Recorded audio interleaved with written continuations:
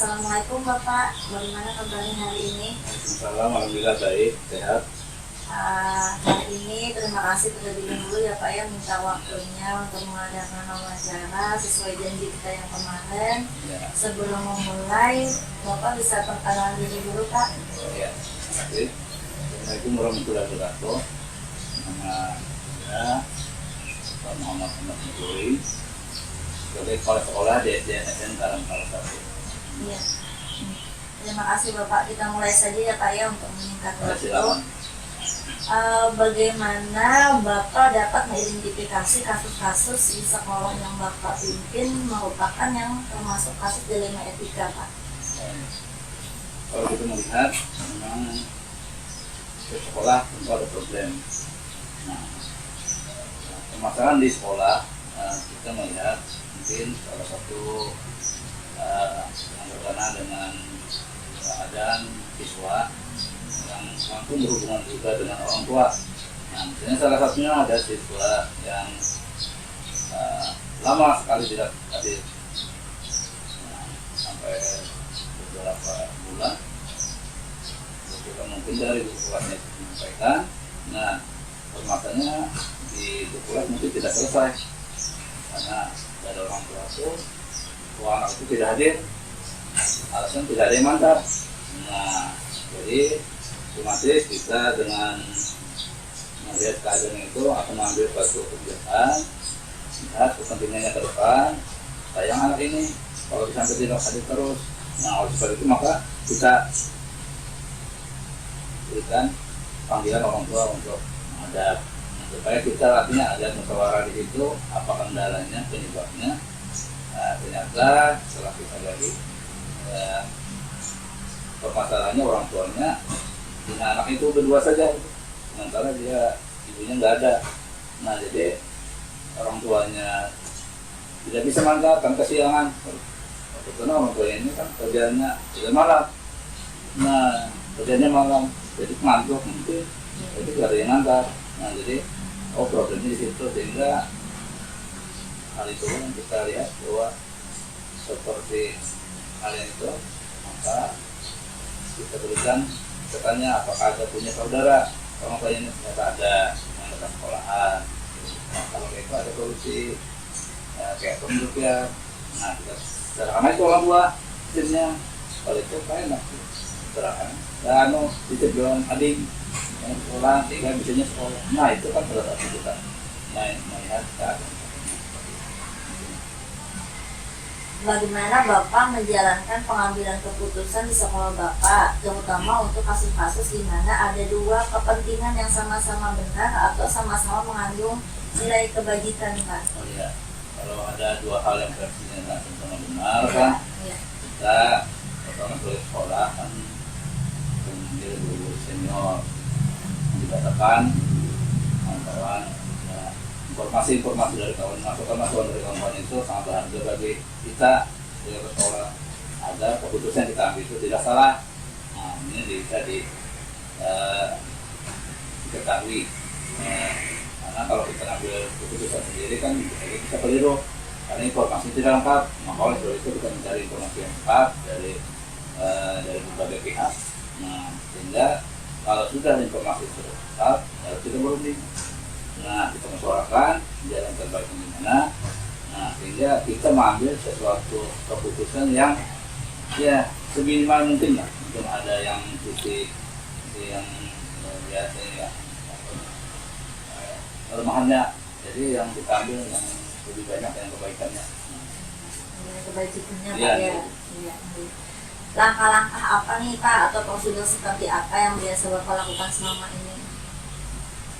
Kalau ada masalah, biasanya kan kita tahapannya kita panggil masalahnya banyak. Nah, kalau permasalahan itu lalu kita ngobrol dengan KPK, ini ada permasalahan kayak apa solusi, kan kita minta masukan juga dari orang lain, dari teman-teman kan.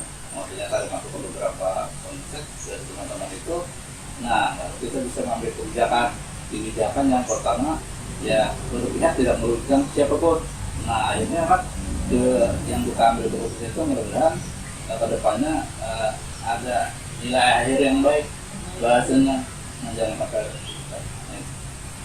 hal apa saja yang selama ini Bapak anggap efektif dalam pengambilan keputusan pada kasus dilema etika selama ini, Pak? kan dilema etika Iya, yang dianggap Bapak efektif lah Ya. dalam mengambil keputusannya. pertama kita melihat membagi permasalahan itu yang urgent kah, atau yang harus kita tangani kah, atau masih bisa ditoleransi waktunya. Itu sesuatu yang mungkin yang perlu kita tangani secepatnya bisa dahulukan.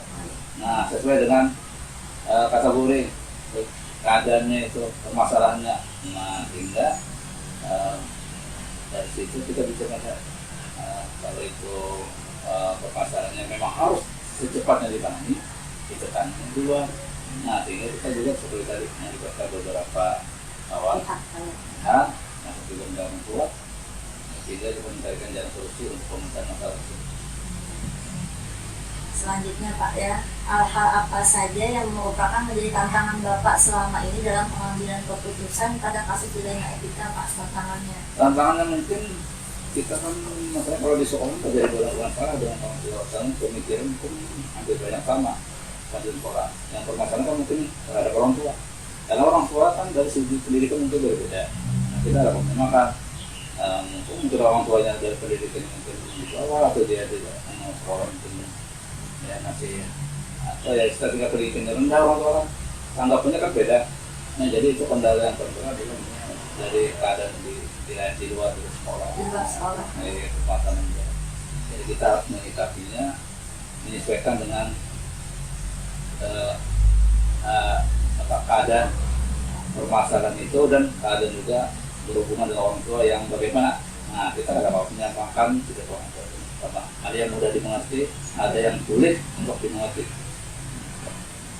Apakah Bapak memiliki jadwal tertentu dalam sebuah penyelesaian kasus dilema etika, atau langsung menyelesaikan di tempat, atau memiliki sebuah jadwal untuk menyelesaikannya, atau ada bentuk atau prosedur yang Bapak jalankan? Ya, tadi kan baru pulang pada masalahnya, apa masalahnya urgen atau harus dipertimbangkan, kita ada baru menunggu jadwal, kita cepat tangani. Langsung ya Pak ya? Kalau memang masalah itu harus ditangani.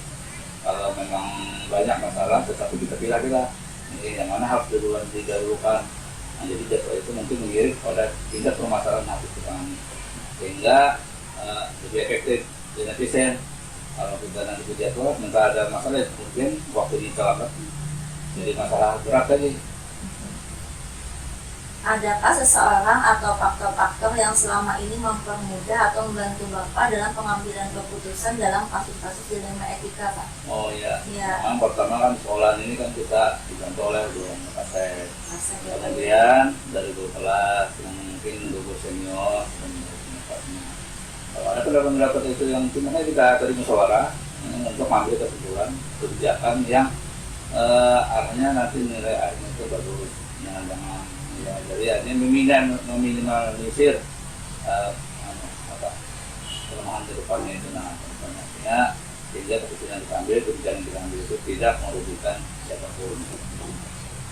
Nah, itu sudah di penghujung nih Pak, dari semua hal yang telah disampaikan Bapak nih, Ya, pembelajaran apa yang bisa dipetik dari pengalaman Bapak dalam mengambil keputusan dilema etika tadi, Pak? Pembelajaran untuk hari ini, Pak. ya pembelajarannya bagi PJP kan, bahwa untuk ke depan pertama kita harus adanya koordinasi. Koordinasi. Jangan ada berpikir untuk kita ambil sendiri-sendiri. Jadi dengan koordinasi dan musyawarah itu jalan yang paling baik, sehingga permasalahan seberat apapun bisa ya seolah diatasi. Jadi ini sudah hampir selesai nih Pak ya. Sudah dapat disimpulkan bahwa kata Bapak tadi pengambilan keputusan tadi jangan sampai merugikan Ya. berbagai pihak ya Ya. Pak ya, dan harus mengandung nilai-nilai kebijakan yang ada. Terima kasih banyak nih Pak untuk Ya. waktunya hari ini, sudah wawancara dengan saya selaku CGP untuk melaksanakan tugas. Saya ucapkan sekali lagi maaf merepotkan Bapak. Ini silakan Bapak melanjutkan kegiatan berikutnya. Sekali lagi terima kasih banyak Pak. Assalamualaikum warahmatullahi wabarakatuh. Waalaikumsalam. Ya,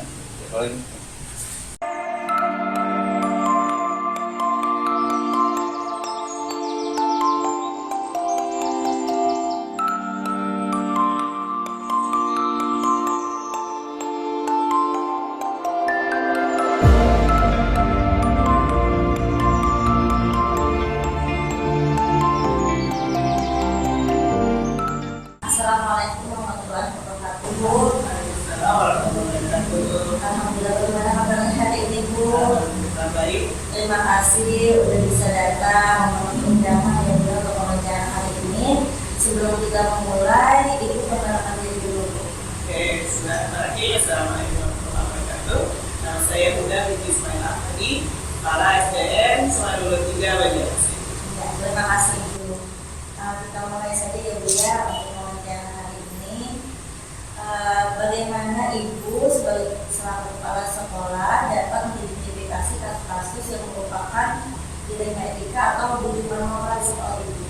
Jadi ini kita melihat kasusnya ya.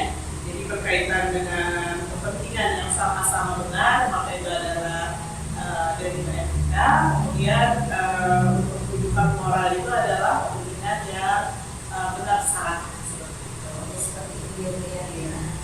Selanjutnya ya Bu ya nih, bagaimana Ibu selaku kepala sekolah menjalankan pengambilan keputusan di sekolah Ibu, terutama untuk kasus-kasus di mana ada dua kepentingan yang sama-sama benar atau sama-sama mengandung nilai kebajikan Bu? Jadi yang pertama tentu saya akan menganalisis siapa yang terlibat di dalam kasus ini atau dalam kasus ini. Kemudian yang kedua adalah menganalisis nilai-nilai yang saling bertentangan. Bila sama-sama benar, maka masalah termasuk dalam dilema etika. Kemudian untuk menyelesaikan, maka diperlukan langkah-langkah untuk menguji apakah keputusan yang saya ambil sudah tepat atau belum terkait masalah yang ada. Jadi menganalisis dulu ya Bu ya, baru mengambil langkah gitu lah. Ya. Ya, ini untuk selanjutnya ini berhubungan dengan langkah tadi Bu, langkah atau prosedur seperti apa yang biasa Ibu lakukan selama ini? Jadi yang pertama menentukan apakah kasus yang terjadi di dalam kasus ini adalah dilema etika atau bujukan moral yang pertama ya. Yang kedua menentukan nilai-nilai dalam kasus dilema etika yang saling bertentangan. Misalkan kebenaran versus keadilan atau misalkan integritas versus rasa kasihan dan lain-lain. Kemudian langkah berikutnya adalah menentukan fakta-fakta yang menelaah atau mempelajari fakta-fakta yang muncul pada kasus ini, kemudian juga melakukan pengujian apakah di dalamnya ada kasus yang berkaitan dengan pelanggaran hukum, kemudian pelanggaran terhadap kode etik dan peraturan ya. Kemudian yang ketiga apakah ada atau tidaknya masalah atau dampak buruk dalam kasus ini dipublikasi, dan apakah ada pengalaman dari seseorang terkait masalah yang sama dan bagaimana orang tersebut mengambil keputusan. Jadi saya menentukan opsi-opsi lain yang bisa diambil dalam menengahi keputusan yang harus diambil dan tidak terpaku antara dua pilihan saja. Jadi banyak langkah ya Bu yang bakal diambil dalam pengambilan keputusan kali ini ya. Nah, hal-hal apa saja yang selama ini Ibu anggap efektif dalam pengambilan keputusan pada kasus-kasus dilema etika Bu? Jadi hal-hal yang berkaitan dengan pengambilan keputusan berbasis rasa peduli ya. Karena cara berpikir ini dapat memberikan jalan tengah agar pertentangan nilai-nilai yang sama-sama benar menjadi dapat diatasi dengan memunculkan solusi lain yang berdampak baik bagi banyak orang. Yang terpenting dalam pengambilan keputusan adalah hasilnya. Harus ada dampak yang baik bagi banyak orang, berpihak pada murid serta menjunjung nilai-nilai kebajikan yang baik. Jadi ada rasa peduli dari yang dampak efektif, dampaknya yang akan berdampak pada berpihak pada murid ya Bu ya. Untuk selanjutnya tantangan Ibu nih, hal-hal yang merupakan tantangan dalam pengambilan keputusan yang biasa terjadi di sekolah Ibu yang merupakan kasus dilema etika itu apa Bu? Jadi tentunya dalam kasus yang muncul terkandung nilai-nilai kebajikan yang sama-sama benar, sehingga dalam pengambilan keputusan memberikan keraguan apakah pengambilan keputusan yang saya ambil sudah tepat atau belum, apakah sudah berdampak baik bagi banyak orang, dan apakah sudah berpihak pada murid, dan apakah sudah benar menjunjung nilai-nilai kebajikan yang diyakini. Jadi itu merupakan tantangan ya Bu ya. Nah jadi ini Bu, apakah Ibu memiliki jadwal tertentu dalam sebuah penyelesaian kasus dilema etika? Apakah langsung Ibu selesaikan di tempat atau memang memiliki sebuah jadwal untuk menyelesaikan bentuk atau prosedur seperti apa yang Ibu jalankan? Baik. Pada dasarnya dalam menyelesaikan kasus-kasus tertentu tidak memerlukan jadwal ya, Bu Ade ya. Kasus dalam pengambilan keputusan hanya saja semua tergantung pada berat atau tidaknya berkaitan dengan membuat dilema atau tidak dalam mengambil keputusan. Bila berkaitan dengan dilema etika, maka memang harus memerlukan waktu dan berpikir untuk mencari keputusan yang tepat dalam pengambilan keputusan, tidak dapat langsung diputuskan.